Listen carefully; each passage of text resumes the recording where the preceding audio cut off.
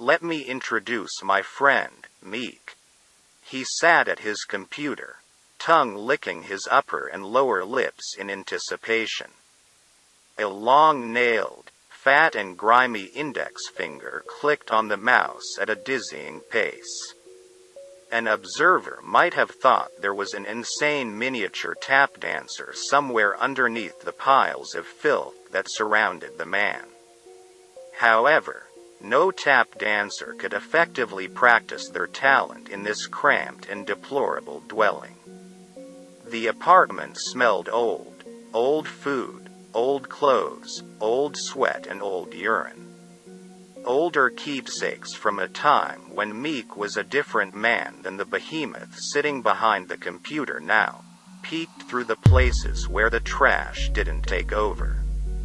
A narrow path wound its way around the dwelling, taking Meek to the vital places he needed to go when life interrupted. A path to a bathroom that was rarely used anymore and another that forked 30 degrees to the apartment entrance. Others led to the kitchen and what might have once resembled a dining room.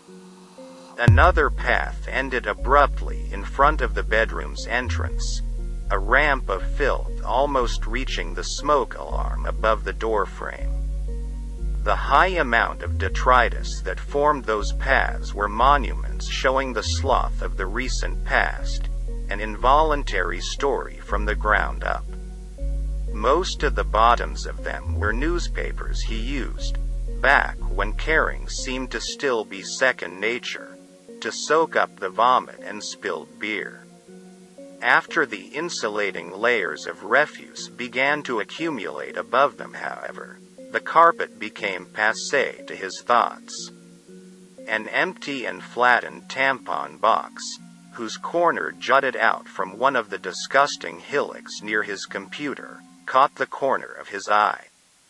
His wife, Marie, had left him about a year or more ago, but he barely remembered what she looked like. Even the dust and grime-covered picture lying face up near the monitor offered a view of a woman he didn't really remember knowing. She took their infant daughter, Chrissy, Christy, Krista, with her as it became clear that Meek was quite incapable of anything besides playing his online game. He suddenly kicked the small mound of pizza boxes under his desk in frustration as his main game character fell to his demise off of a ravine and into the pixelated lava below. The group he was running this dungeon with would undoubtedly boot him out of the group for his failure to keep up. He kicked the mound again, his long, yellow big toenail piercing a hole through a box and into what he perceived to be the wall beyond. The pain barely registered at first due to Meek seeing that his internet connection had been terminated. He stomped his other foot into the moist and brown-colored spot on the floor to his left. A pungent smell that he had all but become immune to ran through his nostrils. He glanced at his fractured toenail, now resembling the misshapen tip of a bloodied spear. He grabbed the foot in pain and cursed the monitor before him, his game character a skeleton at the bottom of a molten orange doom. He worked hard to get his game character to this point. Now this. Did he cut into the coaxial cable that supplied his internet access with his toenail? Did he kick something else? Bald-headed Christ. Fuck. He shouted to the screen before him, a middle finger echoing what the mountains of garbage near him wouldn't let his voice do. He quickly stood, the crusty and stained seat cushion briefly sticking to his rear and bringing the chair up, and then down with a plastic-wheeled bang. Trying to think quickly for a solution to his connectivity problem, he made his way along the kitchen path, slowly limping to the telephone. He was surprised at how much he had been sweating. Was the AC broken too? He silently thanked his dead mother for the trust fund that she had left to him that sustained his living these past few years. He would call the landlady after the cable company. He became lightheaded as his overweight frame limped among the refuse, and vomited into an empty cereal box before entering the kitchen. Grabbing a dusty and half-full beer off what must be the dining room table, he drank, expelling the acidic taste from his mouth. He dry-heaved from the taste of the old beer, thankful that the taste of puke no longer lingered. He hadn't used the phone in ages. No need to, really. He used both hands to claw through some hamburger wrappers and matted paper towels to about where he estimated the phone to be.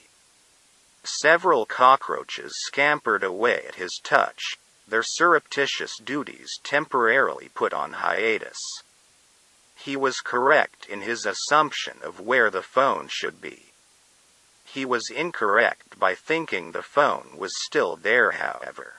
He faintly remembered Marie saying how the phone's ringer woke up the baby at night. Since they could only afford a one-bedroom place at the time, the kid had to sleep in the living room. And since they both had cell phones at the time, the home phone was redundant. So, did she move it? Put it away? Throw it out? Fuck me, he said as he picked a small, itchy brown piece of crust from the back of his leg, clawing at the skin underneath. His toe was bleeding worse now, the toenail much worse than he thought as he examined it in the brighter light of the kitchen. The nail cracked vertically all the way down, apparently breaking beneath the skin as well. His toe was easily twice the size it had been before his gimpy trek to the kitchen, a sickly wetting of purple and yellow. Meek didn't know the first place to look if Marie put it away somewhere. And quite frankly, he didn't feel like digging through more mounds to look. Another option was the bedroom. There was a landline connection in there. Maybe it was buried somewhere in there? His desire to get back to his game coupled with his throbbing foot prodded him to go back and look.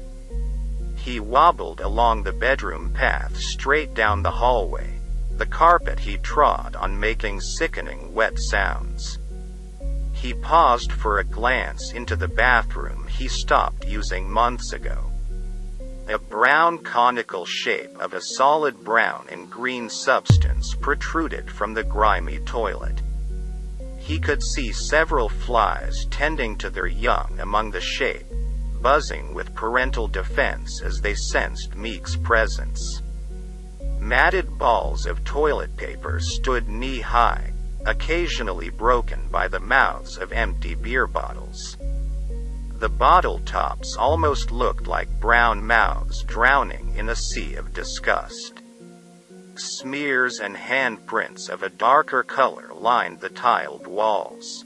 A picture hung by the entrance of the bathroom, Meek and Marie standing in front of the lake at Epcot Center.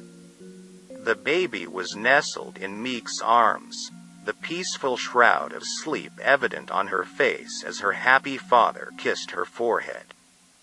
Was that taken before or after the wedding? He thought. He remembered that day, the baby cooing as the boat made its way through the tunnels in the Mexican section of the park. He had no idea why, but he also remembered Marie giving him a light but tender kiss on his neck as the boat sloshed its way through the artificial passages. He made his way toward the bedroom entrance, having to limp wade through trash that he didn't remember making. Glancing behind him, he noticed that he left a red trail as his foot dragged behind him. Clearing the way to the door took longer than he had thought. There were several large boxes hiding beneath the garbage that were heavier than he expected, their contents unimportant as the longing of getting back to his game took precedence over all else.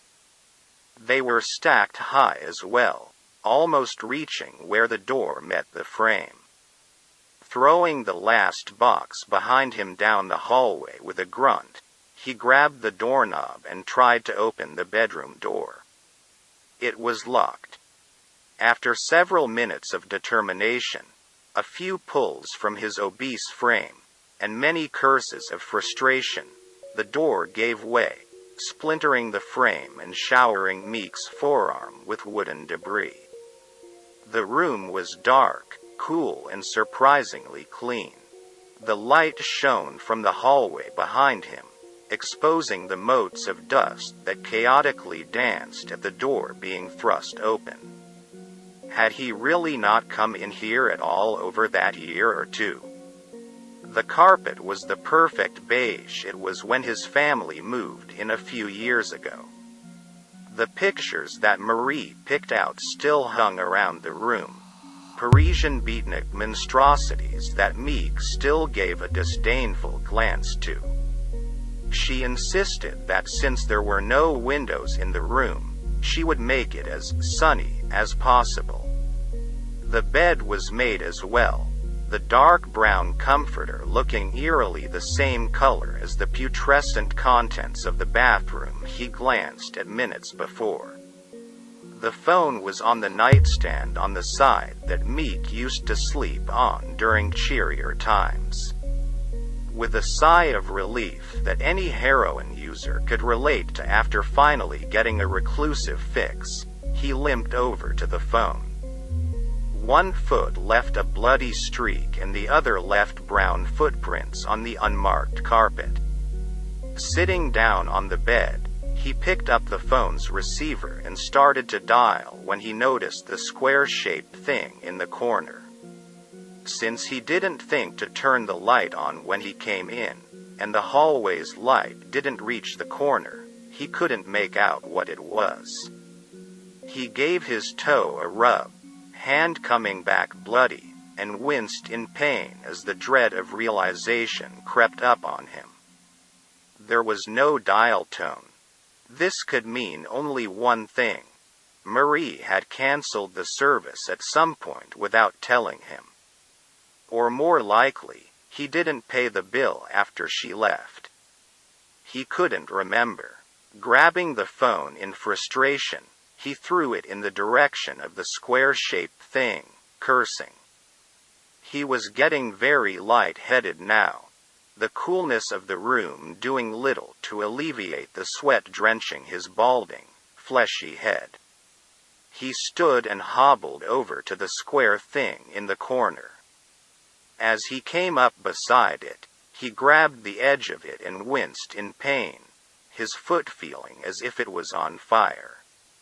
He looked into the square thing, now finally realizing what it was, not just because of its physical shape as much as its contents. The long decayed corpse of an infant lay in the center of the playpen. The skin almost resembled one of those purplish super hot peppers he used to see at the grocery store, making bizarre spiral patterns along the top of the skull. The infant had a permanent scream on its wrinkled and deformed face, as though it was seeing something horrible before its death. That horrible thing must have been loneliness, Meek thought as he glanced at his daughter. That thought was quickly dashed, however, as he noticed another figure sitting upright in the darker corner beyond the crib. Marie's eyeless face pointed to the ceiling in a look of pain, as if she had died crying. One hand still rested on the corner of the playpen, the other pulling down the shirt where her breast had been. She must have given the infant, Christina. That was her name. One last meal before she herself had expired. Cursing in worried anticipation, he picked up the phone. It was thankfully still in one piece with the cord from the wall still attached to it, and hobbled to the bedroom door, deciding he would try the kitchen's phone receptacle, now out of a feverish desperation. As he made his way through the door frame, he immediately saw a problem. The heavy boxes that he had thrown behind him in a frenzy moments before, now made a heavy wall that merged with the garbage piles. He could see a portion of his computer monitor beyond, a bubbly orange haze through cardboard and refuse. His foot throbbed and his chest suddenly contorted in pain as self-preservation began to take hold of his fevered body. Dropping the phone, he fell to his hands and knees and crawled toward the barricade. The first box before him wasn't so bad to move, but the next was impossible, positioned as he was, and he slumped over it. He sensed a cockroach that he must have only partially killed with his weight tickle the side of his torso. Just a rest, he mumbled. The kitchen is just around the corner. So close. I will have my internet back within the hour. Just one phone call, he thought. Longingly looking at his computer screen through the cardboard and refuse cracks, his heart finally took his frustration, his toe pain and him along with it. Thanks for listening, folks. Please like, or dislike, share and subscribe. Also, don't forget to click the bell icon to receive notification when new videos are released. Leave a comment below if you have more to say, that just a like or dislike. While you are down there, leave a suggestion for what I should read in the future. Until next time, stay safe out there.